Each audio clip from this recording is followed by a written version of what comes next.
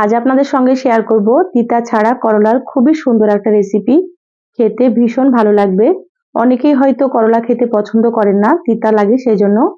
তো এইভাবে রান্না করে খেয়ে দেখবেন, একেবারে তিতা লাগবে না, খেতে অনেক বেশি মজা হবে। আসসালামু আলাইকুম, সবাই কেমন আছেন? আশা করছি সকলে ভালো আছেন। আবারও একটা নতুন রেসিপি নিয়ে আপনাদের মাঝে চলে আসলাম।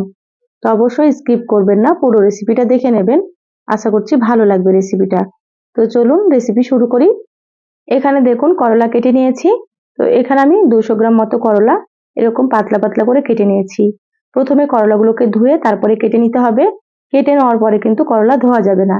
আর এখানে মিডিয়াম সাইজের একটা আলু ছোট ছোট চৌকো করে কেটে নিয়েছি।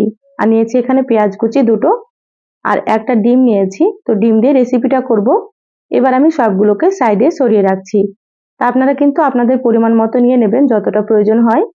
এবার গ্যাস অন করে কড়াই দিয়ে দিলাম। কড়াই দিয়ে দিচ্ছি 2 টেবিল চামচ সর্ষের তেল। তো রান্নাটা অবশ্যই সর্ষের তেলে রান্না করার চেষ্টা করবেন, তাতে করে খেতে অনেক বেশি মজা হবে। তেল গরম হয়ে গিয়েছে, এবার আমি তেলের মধ্যে কেটে রাখা আলুগুলো দিয়ে দিচ্ছি।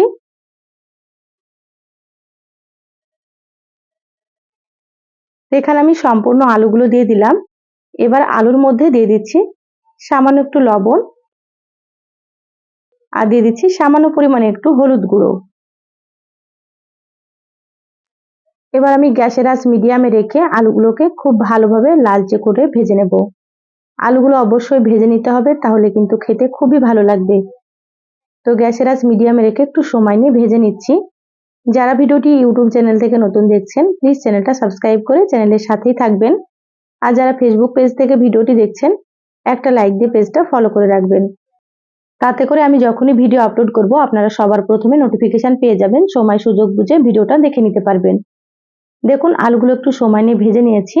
আর আলুগুলো এভাবে ভাজতে ভাজতে কিন্তু অনেকটাই সেদ্ধ হয়ে যাবে। এবার দেখুন প্লেটে তুলে নিচ্ছি। আপনারাও এভাবে করে আলুগুলোকে একটু ভেজে নেবেন। আর আলুগুলো কিন্তু এভাবে ছোট করে কেটে নিতে হবে। আলুগুলো তুলে প্লেটে রেখে দিলাম। এবার ওই তেলের মধ্যে দিয়ে দিচ্ছি কেটে রাখা করলা। সম্পূর্ণ করলাগুলো দিয়ে দিলাম। এবার গ্যাসের আঁচ হাই হিটে রেখে করলাগুলোকে একটু ভেজে নেব। করলাগুলো কিন্তু গ্যাসের আঁচ লো বা মিডিয়ামে রেখে ভাজা যাবে না, আপনারা হাই হিটে ভেজে নেবেন। মিডিয়াম আঁচে ভাজলে কিন্তু অনেকটাই নরম হয়ে যাবে। করলাগুলো এমন ভাবে ভাজতে হবে যাতে করে কালারটা সবুজ থাকে আর সুন্দর মতো একটু ভাজা হয়। দেখুন আমি নেড়েচেড়ে খুব ভালো মতো ভেজে নিচ্ছি।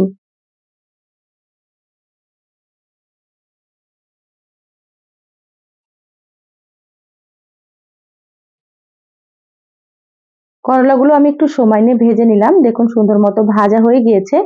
এর থেকে কিন্তু বেশি ভাজবো না। এবার আমি করলাগুলোকে প্লেটে তুলে নিচ্ছি।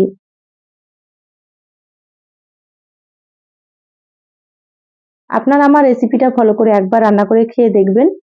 একবার রান্না করে খেলে বুঝবেন কতটা মজা হয়। আর যে করলা খেতে পছন্দ করে না, সেও কিন্তু খুব পছন্দ করবে। দেখুন করলাগুলো প্লেটে রেখে দিলাম। আবারও দিয়ে দিচ্ছি 1 চামচ মতো সর্ষের তেল। তেলের মধ্যে দিয়ে দিলাম হাফ চা চামচ গোটা জিরা। এবার দিয়ে দিচ্ছি দুটো পেঁয়াজ কুচি। আর এখানে কিন্তু আপনারা তেলের পরিমাণটা একটু কম বেশি করে নিতে পারেন। দিয়ে দিলাম 4টে চেরা কাঁচা মরিচ। আপনারা যেমন ঝাল খাবেন সেইভাবে করে কিন্তু কাঁচামরিচ দিয়ে দেবেন। এবার পেঁয়াজ আর কাঁচামরিচগুলোকে হালকা করে একটু ভেজে নেব। খুব বেশি কিন্তু ভাজবো না, হালকা করে ভেজে নিতে হবে। দেখুন পেঁয়াজ আর কাঁচামরিচগুলো সুন্দর মতো নরম হয়ে গিয়েছে। এবার দিয়ে দিচ্ছি সামান্য একটু হলুদ গুঁড়ো, আর দিয়ে দিচ্ছি স্বাদ মতো লবণ। প্রথমে যেহেতু লবণ দিয়েছিলাম আলু ভাজার সময়, সেজন্য লবণের পরিমাণটা একটু কম দিতে হবে। তো সেইভাবে করে আপনারা দিয়ে দেবেন। এবার লবণ আর হলুদটাকে পেঁয়াজের সঙ্গে একটু নেড়েচেড়ে মিশিয়ে নিচ্ছি।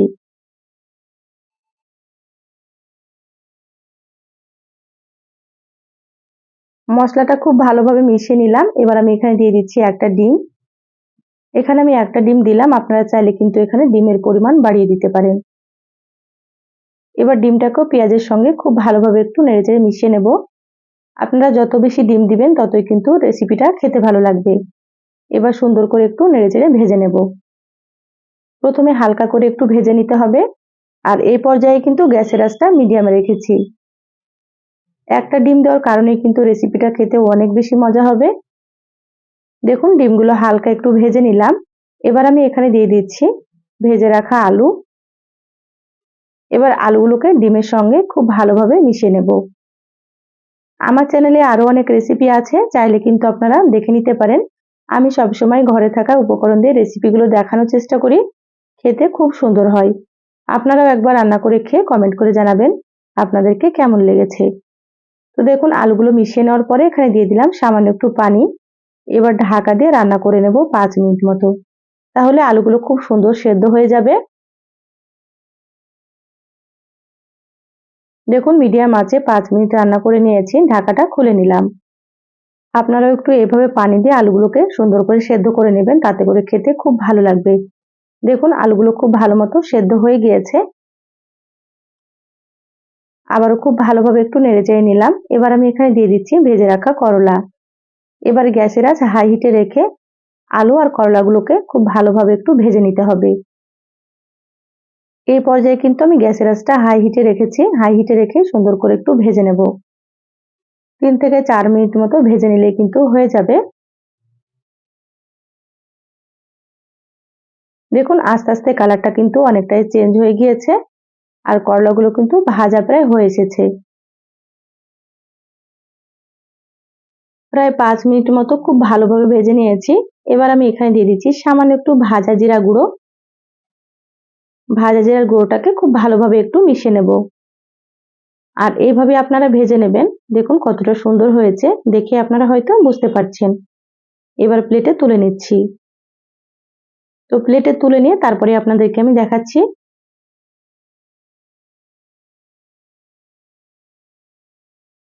দেখুন প্লেটে তুলে নিয়েছি, মাশাআল্লাহ কতটা সুন্দর হয়েছে। এই রেসিপি থাকলে কিন্তু গরম ভাতে আর কিছুই লাগবে না। আর যারা পছন্দ করেন না, একবার অবশ্যই রান্না করে আপনারা খেয়ে দেখবেন। তো সহজ রেসিপিটা কেমন লাগলো চ্যানেলের কমেন্ট বক্সে কমেন্ট করে জানাবেন। ভালো লাগলে লাইক দিয়ে ভিডিওটা অবশ্যই শেয়ার করে দেবেন। সবাই ভালো থাকবেন, সুস্থ থাকবেন। ধন্যবাদ সবাইকে। আল্লাহ হাফেজ।